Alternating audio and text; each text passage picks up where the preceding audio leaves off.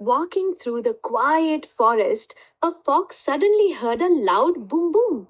Startled, he thought, "What on earth is making that noise?" He slowly crept forward and burst out laughing when he found an empty drum rolling in the wind.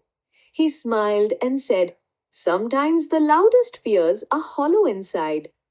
Moral of the story is, don't be scared without knowing the truth.